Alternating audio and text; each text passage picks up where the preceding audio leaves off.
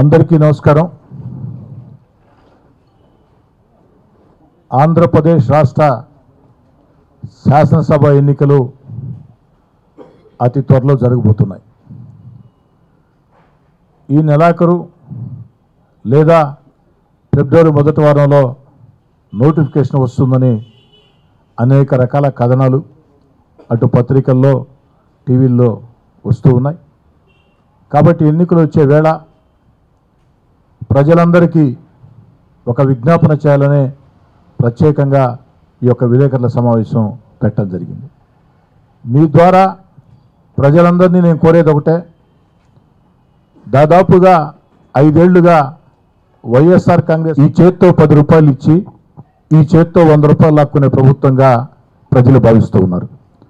నిరంతరం ప్రజల్లో తిరుగుతున్నప్పుడు నేను కానీ, నా కుటుంబ సభ్యులు కానీ, క్లస్టర్ ఇన్ఛార్జీలు కానీ, డివిజన్ ఇన్ఛార్జీలు, బూత్ ఇన్ఛార్జీలు, ప్రచారకర్తలు నిరంతరం రూరల్ నియోజకవర్గంలో తిరుగుతున్నప్పుడు కానీ, ఇతరత్ర పనుల మీద ఇతర జిల్లాలకు వెళ్ళినప్పుడు కానీ, ప్రైవేట్ కార్యక్రమాల్లో 10 మందిని కలిసినప్పుడు కానీ, ముఖ్యంగా సామాన్య కుటుంబాలు, పేద కుటుంబాలు, మధ్యతరగతి కుటుంబాలు, యువత అందరూ చెప్పే మాట ఒకే ఒక్క మాట, కుడి చేత్తో 10 రూపాయలు ఇచ్చి ఎడమ చేత్తో 100 రూపాయలు లాక్కునే ప్రభుత్వం. ఏమిటి దీనికి కారణం అంటే, ప్రజలందరి నోట్లోంచి వచ్చే మాట, కూరగాయల ధరలు పెరిగాయి, నిత్యావసర వస్తువుల ధరలు పెరిగాయి, కరెంటు ఛార్జీలు అయితే మామూలుగా కరెంటు తీగలు పట్టుకుంటే షాక్ కొడతాయి. ఆంధ్ర రాష్ట్రంలో కరెంటు షాక్ కొట్టాలంటే తీగలు పట్టుకోబడలేదు. నెల నెల జగనన్న మనకిచ్చే కరెంటు బిల్లులు పట్టుకుంటే చేతులు షాకు, గుండె దాడనే పరిస్థితి. 1 కాదు, 2 కాదు, 3 కాదు, ఇసుక ధర తీవ్రంగా పెరిగిపోయింది. భవన నిర్మాణాలు కానీ, లేదా ఒక రోడ్డో, ఒక కాలవో, లేదా ఒక చిన్న ఇళ్ళో, ఒక గోడో ఏదైనా కట్టుకోవాలంటే ఇసుక కావాలంటే కళ్ళ ముందు ఇసుక కనిపిస్తున్నా కూడా 6,000, 6,500, 7,000 ఆనాడు తెలుగుదేశం హయాంలో ఉచితంగా ఇసుక ఇచ్చిన పరిస్థితి. అన్నిటికీ మించి ఎస్సీ, ఎస్టీ, బీసీ, మైనార్టీ కార్పొరేషన్లో వ్యాపారాలు చేసుకునేదానికి రుణాలు మంజూరు చేసేవాళ్ళు ఈనాడు ఆ యొక్క ఎస్సీ, ఎస్టీ, బీసీ, మైనార్టీ కార్పొరేషన్లో ఎలాంటి రుణాలు వ్యాపారాలకి మంజూరు కాని పరిస్థితిని కూడా ప్రజలు మొత్తం కూడా గుర్తుకు తెస్తూ ఉన్నారు. ఆటో కార్మికులైతే ఎంత దారుణంగా మాట్లాడుతున్నారంటే, మా ప్రాంతంలో 100 ఆటోలు ఉంటే 10 ఆటోలకి ఆ యొక్క ఆటో మిత్ర సంవత్సరానికి 10,000 వస్తుంది. కానీ 100 ఆటోలకి ఆ సంవత్సరం దాటే లోపల ఒక్కొక్క ఆటోకి 12,000, 13,000 పెనాల్టీలు వేసే పరిస్థితి. అంటే ఈ చేత్తో 1,00,000 ఇచ్చి ఈ చేత్తో 12 లక్షలు లాక్కునే పరిస్థితి అని చెప్పని. అన్నిటికీ మించి అన్నా క్యాంటీన్, నిన్న 4 ప్రాంతాల్లో ఆత్మీయ సమావేశాలు జరిగితే ప్రజలను కలిసేదానికి వెళితే వాళ్ళ నోట్లోంచి వచ్చిన మాట, అయ్యా పేదవాడి ఆకలిని తీర్చే అన్నా క్యాంటీన్లు మూసివేయటం ఎంతవరకు సమంజసం? రేపు చంద్రబాబు గారు ముఖ్యమంత్రి అవుతారు, రాష్ట్రంలో తెలుగుదేశం పార్టీ, జనసేన అధికారంలోకి వస్తుంది, మేము సిద్ధంగా ఉన్నాం ఓటేసేదానికి. అధికారంలోకి వచ్చిన వెంటనే అన్నా క్యాంటీన్లు ప్రారంభించమని ప్రజల్లో వచ్చిన కోరిక. నిన్న సాయంత్రం ఒక మహిళ అడిగింది ఆత్మీయ సమావేశంలో, పక్కనుండే తమిళనాడు రాష్ట్రంలో జయలలిత అమ్మ క్యాంటీన్ పెడితే స్టాలిన్ గారు ముఖ్యమంత్రి అయిన తర్వాత జయలలిత గారు పెట్టారు కదా అని ఏమాత్రం భేషజాలకు పోకుండా అమ్మ క్యాంటీన్ అనేది పేదవాడి ఆకలిని తీర్చే క్యాంటీన్ ఖచ్చితంగా ఉండాలని అమ్మ పేరుతోనే, అమ్మ క్యాంటీన్ పేరుతోనే ఆ యొక్క నిర్వహిస్తూ ఉన్నారు. ఆంధ్ర రాష్ట్రంలో అన్న ఎన్టీఆర్ పేరుతో క్యాంటీన్లు పెట్టారు. ఒకవేళ ఆ పేరు జగన్ గారికి ఇష్టం లేకుంటే జగనన్న క్యాంటీన్ పెట్టి నడిపొండొచ్చు కదా. అలా కాకుండా ఈ యొక్క అన్నా క్యాంటీన్లు మూసివేసి పేదవాడి కడుపు కొట్టడం ఎంతవరకు సమంజసమైన పరిస్థితి. అంతేకాదు రంజాన్ తోఫా కానీ, క్రిస్మస్ కానుక కానీ, సంక్రాంతి కానుక కానీ వచ్చే పరిస్థితి లేదు. ఆర్టీసీ ఛార్జీలు ఎన్ని రెట్లు పెరిగాయో తెలియదేం కాదు. అదేవిధంగా భూములు అమ్మాలన్నా కొనాలన్నా కూడా రిజిస్ట్రేషన్ ఛార్జీలు 1 కాదు, 2 కాదు, 3 కాదు, ఏ మూలకెళ్ళినా ఎక్కడికి వెళ్ళినా ప్రతి ఒక్కరి నోట్లోంచి వచ్చే మాట అధిక ధరలు, అధిక పన్నులు. నిన్న ఒక యువకుడు అడిగాడు, ఏమని అడిగాడంటే, సార్ మేము కార్పొరేషన్కి పన్నులు కడుతూ ఉన్నాం కదా, కార్పొరేషన్కి పన్నులు కట్టేది రోడ్లు కాలువలు ఏమని, చెత్త ఎత్తమని, మరి చెత్త పేరుతో చెత్త పన్నేసిన ప్రభుత్వాన్ని భారతదేశంలో మేము ఎక్కడా చూడలేదు. ఒక ఆంధ్ర రాష్ట్రంలో వైఎస్ఆర్ కాంగ్రెస్ పార్టీ ప్రభుత్వమే, జగన్ గారి ప్రభుత్వమే చెత్త మీద పొన్నేసినటువంటి పరిస్థితి. ఇంకా ఉద్యోగస్తులైతే ఒకరు కాదు, ఇద్దరు కాదు, పారిశుధ్య కార్మికులు కానీ, అంగన్వాడీ కార్యకర్తలు కానీ, అదేవిధంగా మామూలు ఉద్యోగస్తులు కానీ ప్రతి ఒక్కరిలో కూడా ఒక తీవ్ర అసహనం. అంతేకాకుండా ఈరోజు అంగన్వాడీలు కానీ, పారిశుధ్య కార్మికులు కానీ మొత్తం ఈదుల్లోకి వచ్చి పోరాటం చేస్తుంటే మానవతావాదంతో వాళ్ళను కూర్చోబెట్టి చర్చలు జరిపి వాళ్ళ సమస్యల పరిష్కారం కోసం పరిష్కారం చేయకుండా ఏదైతే సమగ్ర సర్వశిక్ష అభియాన్ ఉద్యోగులు కానీ ఇవన్నీ కూడా వాళ్ళు కొత్తగా ఈ కోరికలు కాదు.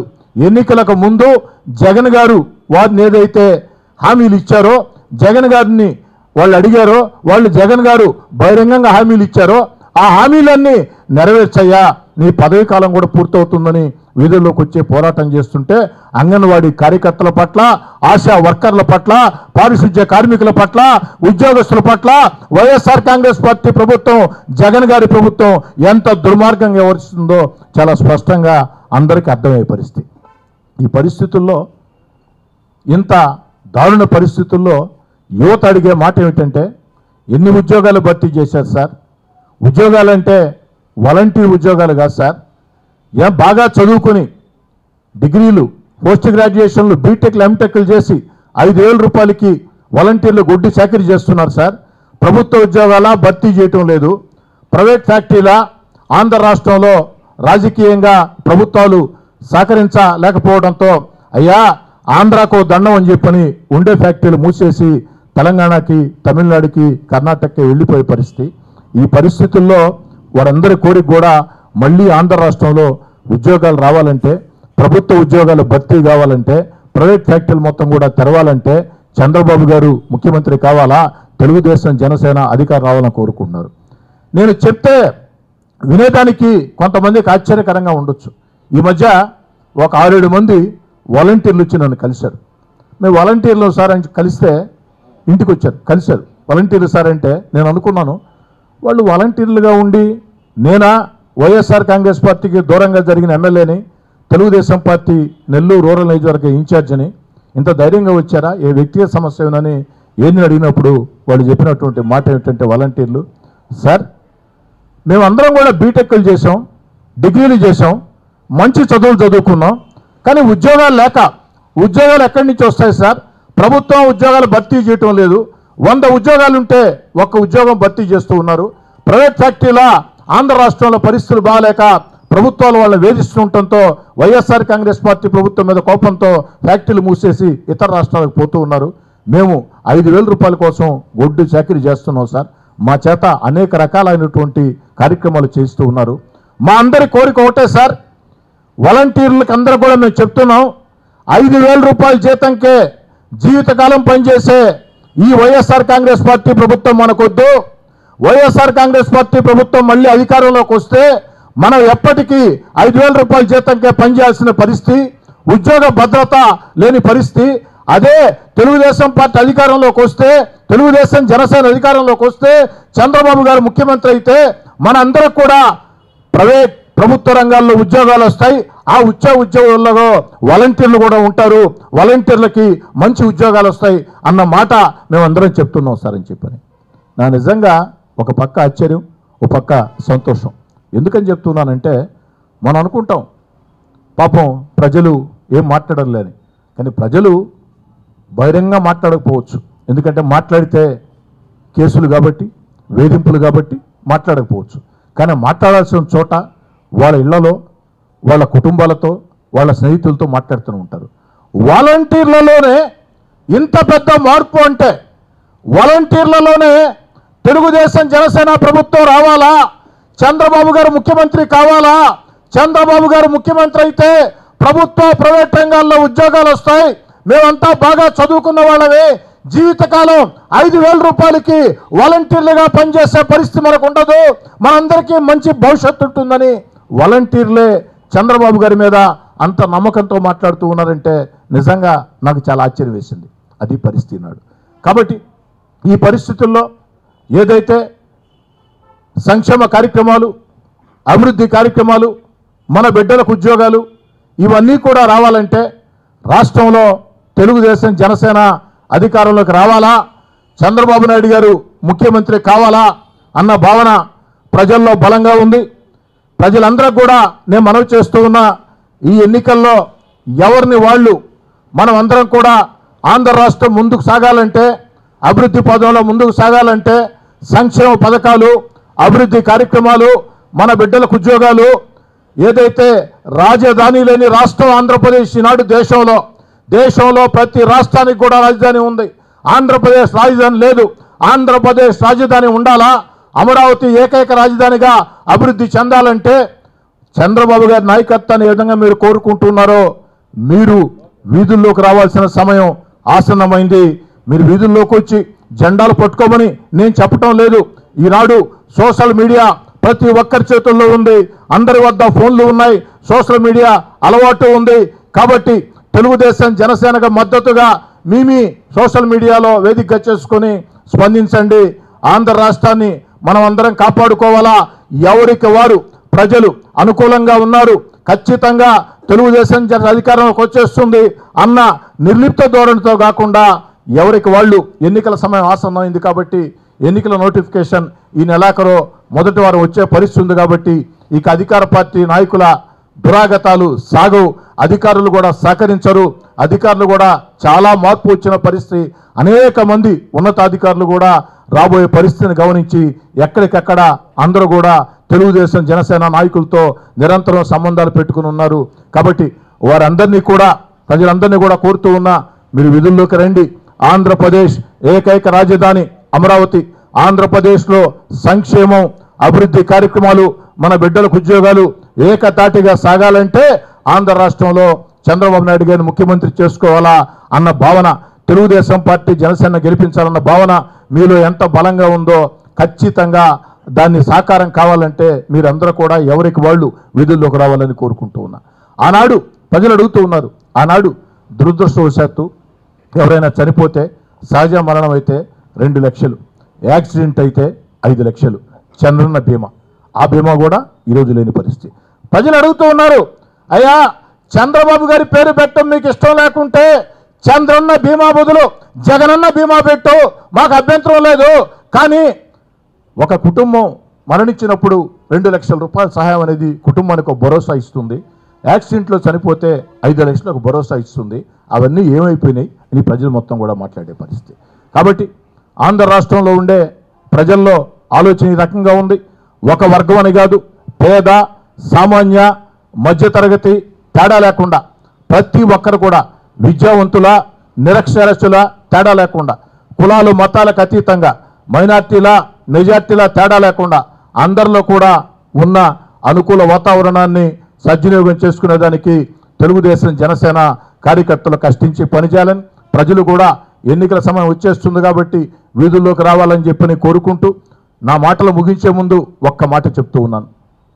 మామూలుగా వ్యాపారస్తులు వ్యాపారాలు చేసుకుంటూ ఉంటే ఏదో ఎన్నికలు వచ్చినప్పుడు లేదా ఏదైనా కార్యక్రమాలంటే రాజకీయ నాయకులకి తమ వంతుగా సహాయం చేస్తూ ఉంటారు.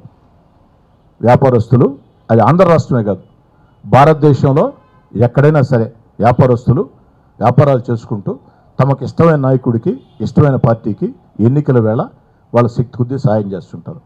దానికి రాజకీయ నాయకులు సంతోషపడుతూ ఉంటారు.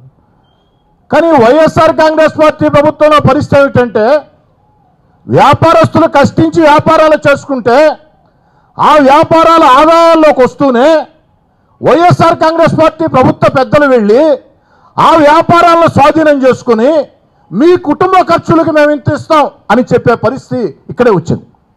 నేను మళ్ళీ చెప్తూ ఉన్నా, వ్యాపారస్తులు కష్టించి వ్యాపారాలు చేసుకుంటే వ్యాపారాల్లో మంచి ఆదాయాలు వస్తూ ఉంటే ఆ వ్యాపారాలను వైఎస్ఆర్ కాంగ్రెస్ పార్టీ ప్రభుత్వ పెద్దలు, ప్రభుత్వ నాయకులు స్వాధీనం చేసుకుని వారిని తరిమేసి వారికి మీ కుటుంబాల ఖర్చులకి ఇదిగో డబ్బులని వీళ్ళు ఇచ్చే పరిస్థితి. ఇది ఎక్కడ న్యాయం అర్థం కావటం లేదు. ఈరోజు సిలికా ఉంది. సిలికా నమ్ముకున్నటువంటి గూడూరు సోదరులు ఎంతోమంది గత ఎన్నికల్లో వైఎస్ఆర్ కాంగ్రెస్ పార్టీ కోసం కష్టం చేశారు. ఎన్నికలైన వెంటనే సిలికాని వైఎస్ఆర్ కాంగ్రెస్ పార్టీ పెద్దలు, వైఎస్ఆర్ కాంగ్రెస్ పార్టీ అగ్రనేతలు, వైఎస్ఆర్ కాంగ్రెస్ పార్టీ అధినేత మొత్తం స్వాధీనం చేసుకున్న పరిస్థితి. అదేవిధంగా ఇసుక ఏం జరిగిందో మీకు తెలుసు. ఇసుక ఎవరు చేస్తున్నారో మీకు మొత్తం కూడా తెలుసు.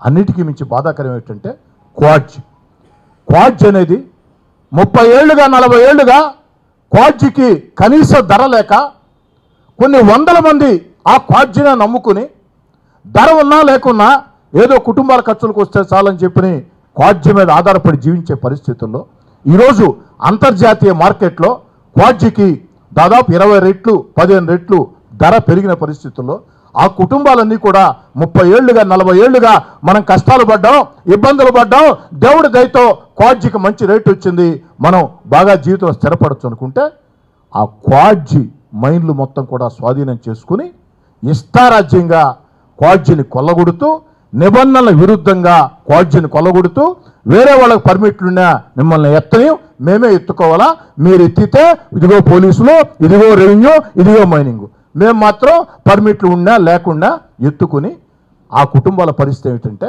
ఎంత దారుణం అంటే మీకు 2000 ఇస్తాం టన్నుకి. ఆ టన్ను తీయాలంటే ఎంత ఖర్చు అవుద్ది, కానీ అమ్మేది మాత్రం 26,000 30,000 40,000 ఆ యొక్క దాన్ని బట్టి. ఇది ఎక్కడ విచిత్రం అండి, నాకు అర్థం కావటం లేదు. పాత్రికేయ మిత్రులను అడుగుతూ ఉన్నా, ఇదే పరిస్థితి కొనసాగితే మళ్ళీ వైఎస్ఆర్ కాంగ్రెస్ పార్టీ ప్రభుత్వ అధికారంలోకి వస్తే క్వాడ్జీ వ్యాపారాలనే స్వాధీనం చేసుకున్నాం, రేట్లు వచ్చిన తర్వాత క్వాడ్జీ ఓనర్లను తరివేశాం, ఇసుక ఏదైతే మేము స్వాధీనం చేసుకొని చేశాం, ప్రజలను ఎత్తినంత భారం వేశాం, ఏదైతే సిలికా మేము స్వాధీనం చేసుకున్నాం, అసలు ఓనర్లను తరివేశాం, అయినా ప్రజలు మాకు ఓటేశారు, ఈసారి మంచి మంచి స్థలాలు ఎక్కడ ఉన్నాయో చూడండి, మంచి మంచి బిల్డింగ్లు ఎక్కడ ఉన్నాయో చూడండి, ఆ ఓనర్ దగ్గరికి వెళ్ళి 10 రూపాయలు వస్తూనే 2 రూపాయలు ఇస్తాం, రిజిస్ట్రేషన్ చేయాలా, చేయకుంటే ఊరుకో అనే పరిస్థితి వస్తుంది.